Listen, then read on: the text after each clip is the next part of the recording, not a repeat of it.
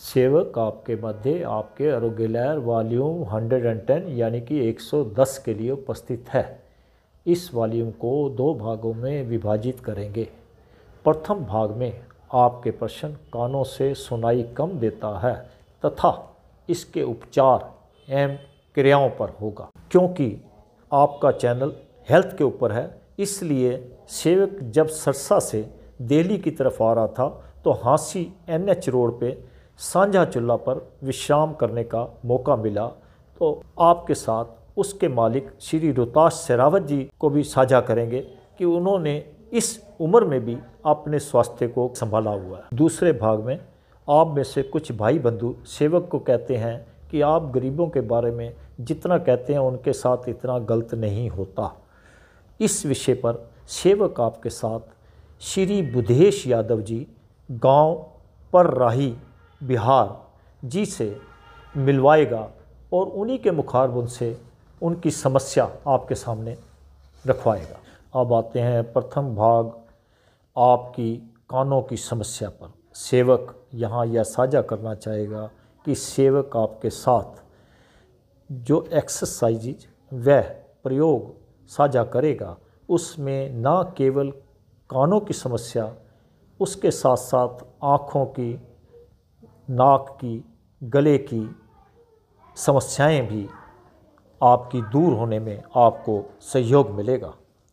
सर्वप्रथम सेवक यह साझा करना चाहेगा कि हमारे को यह समस्याएं लॉकडाउन के दिनों से शुरू हुई, क्योंकि उन दिनों में हमारा रहन सहन, हमारा खान पान नॉर्मल रूटीन में नहीं था। हम उन दिनों में बाज़ार से मंगाकर खाना खाते थे ज़्यादातर, और हम टीवी, डेस्कटॉप, सेल फोन एवं लैपटॉप का प्रयोग ज़्यादा करते रहे हैं। इस पर देसी प्रयोग सेवक आपसे साझा करना चाहेगा कि अगर आप देसी गाय के दूध के द्वारा बनाए गए घी की 2-2 बूंदें दिन में 2 बार नाक में डालेंगे तो आपके दोष जो हैं वात, पित्त एंड कफ यह संतुलित होना शुरू हो जाएंगे और आपको इन सारे रोगों से धीरे धीरे छुटकारा मिलना शुरू हो जाएगा। क्योंकि ऐसा करने से आपके दिमाग की खुश्की दूर होगी, आपके बाल झड़ने बंद हो जाएंगे, नए बाल आने शुरू हो जाएंगे। इससे अगर कोई व्यक्ति कोमा में भी है तो उसकी चेतना भी आनी शुरू हो जाएगी। कानों के पर्दे बिना सर्जरी के ठीक होने शुरू हो जाएंगे। अगर आप में से किसी को लकवा रोग भी है तो उसको भी आराम मिलना शुरू हो जाएगा। सेवक अब आपसे क्रियाएं साझा करने जा रहा है। इसके साथ ही आपसे यह भी प्रार्थना करेगा कि आप आरोग्य लहर का वॉल्यूम 98 यानी कि 98 भी ज़रूर देखें, जो आपके साथ सेवक अब भी साझा कर रहा है। इस पर सेवक आपसे कुछ ही क्रियाएं साझा करने जा रहा है, जैसे कि भ्रामरी प्राणायाम है। जैसे भोरा फूल के पौधे पर जब जाता है तो अपना गुंजन एक टाइप की क्रिया आवाज़ आती है, वैसे ही आपने अपने ब्रेन में घुमानी है और उसको डिप करना है, नहाई करना है, जिससे कि आपकी दिमाग की सारी नसें खुलें। इससे आँखों पे, नाक पे, आपके यहाँ के ऊपर के सारे पोर्शन पे इफेक्ट आएगा। ये देखिए, आपने कानों में थंब को दिया और सांस लिया,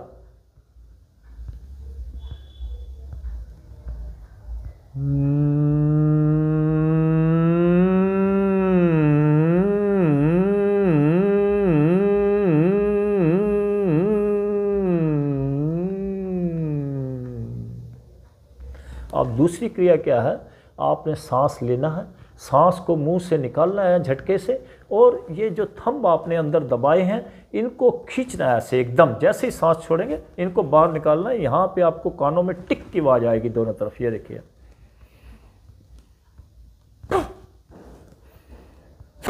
ऐसे 5 बारी आप करेंगे।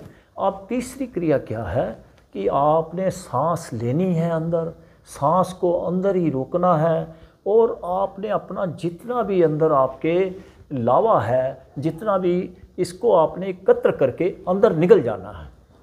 देखिए, आपने सांस लिया, नाक को बंद कर लिया, अंदर इकट्ठा किया,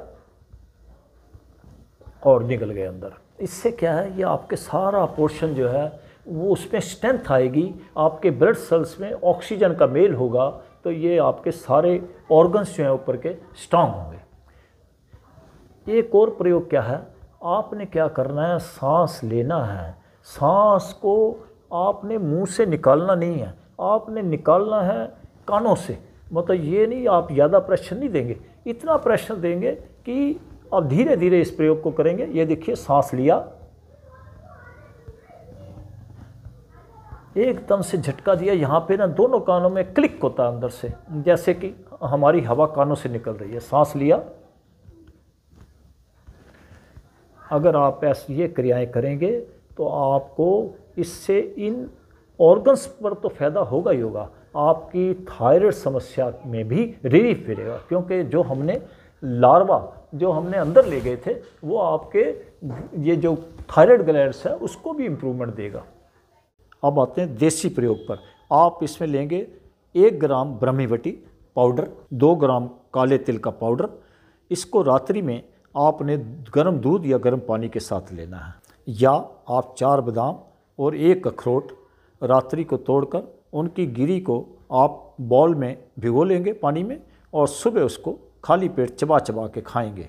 या 2 ग्राम आंवला पाउडर, 1 ग्राम अश्वगंधा पाउडर शहद में मिलाकर आप रात्रि को गर्म दूध या गर्म पानी के साथ लेंगे, तो आपको इन रोगों में बहुत आराम मिलेगा। जैसा कि सेवक ने आपसे साझा किया कि सेवक जब सिरसा से दिल्ली आ रहा था तो बस रास्ते में हांसी से जो चली तो NH रोड पे सांझा चुल्ला पे रेस्ट के लिए रुकी।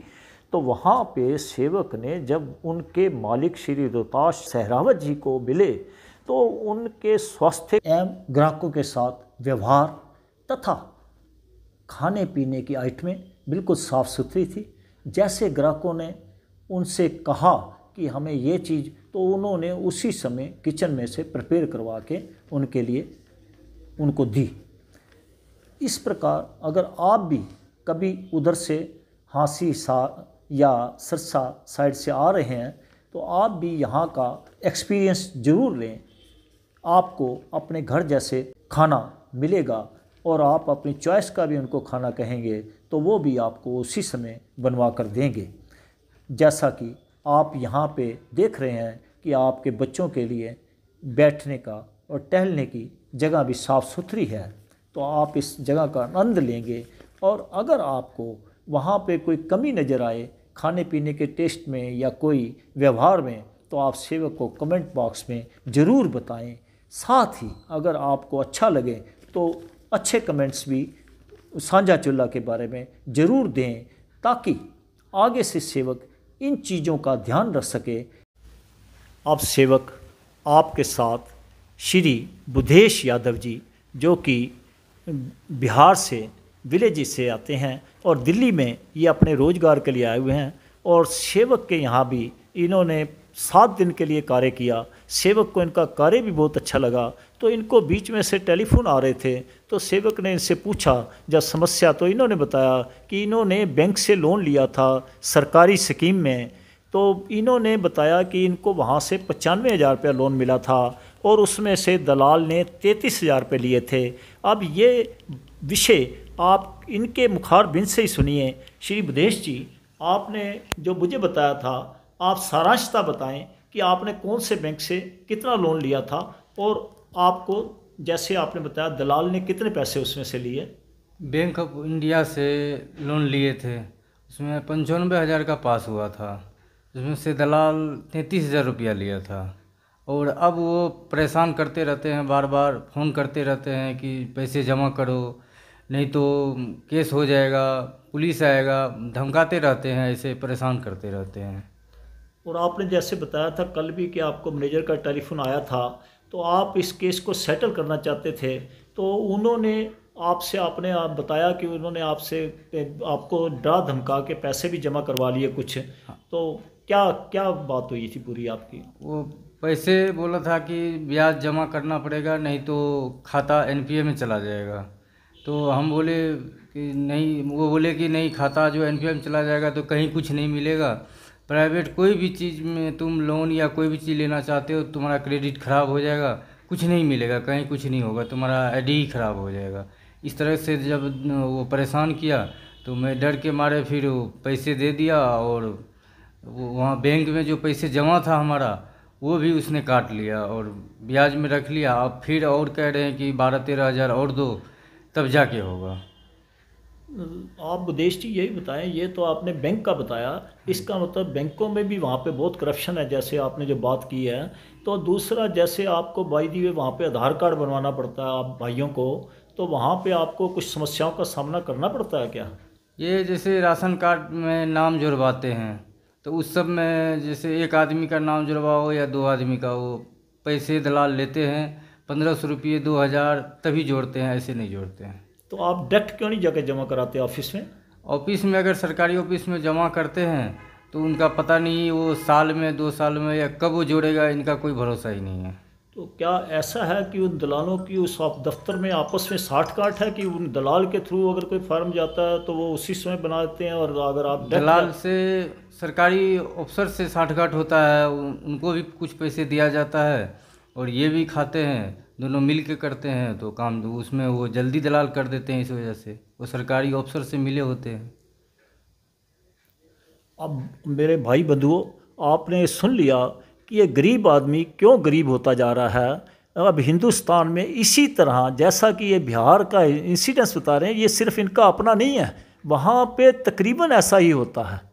तो इसलिए ये जो हमारी सरकारें इतने बड़े बड़े वायदे करती हैं वो किस वजह से वहाँ पे इम्प्लीमेंट नहीं हो पाते, क्योंकि हम लोगों में से ही ऐसे लोग भी हैं, जैसे इन्होंने वर्ड यूज़ किया दलाल का, कि वो लोग ऐसे कार्यों कराते हैं और बीच में से इतना पैसा खा जाते हैं। अब ये गरीब आदमी जो दिल्ली में 1000 रुपये दिहाड़ी पे अच्छा काम करके अपने मालिकों को प्रसन्न करके पैसे कमाता है, वो उसके वहाँ पे कितने वेस्ट होते हैं। तो इसलिए सेवक आपसे कहेगा कि आप भी अपना नुमाइंदा ऐसा चुनें जो आपके एरिए में ऐसी कमियों को ना रहने दे, कोई रिश्वत का काम ही ना हो, जो इस काम को रिश्वत ख़त्म करने के काम को कर सकता हो। ये बहकावों में ना आएँ कि जो आप 11 साल से सुन रहे हैं, करप्शन हम ख़त्म कर देंगे, ना हम खाएंगे ना खाने देंगे, तो ये सब ऐसे फालतू की बातें हैं। आप आजकल अडानी ग्रुप के भी सुन रहे होंगे कि अमेरिका में कैसे केस चला और उनको भी वहाँ से नोटिस आए, और दूसरी भी कई कंट्री ने ऐसी बातें बताई कि हमारे माननीय प्रधानमंत्री जी की वजह से उन्होंने ऐसे प्रोपोगेट किया, तभी उन्होंने कंटेक्ट दिया और उन्होंने वापस भी ले लिया है। कई कंट्री में प्रॉब्लम आ रही है। हमारी एक स्टेट ने भी, उन्होंने डोनेशन दी थी तो उन्होंने चेक वापस कर दिया है। तो मेरा तो सरकार से भी ये निवेदन है कि ये इंक्वायरी होनी चाहिए। अब आपसे इस वॉल्यूम को समाप्त करने के लिए आज्ञा मांगता है। जय हिंद, जय भारत।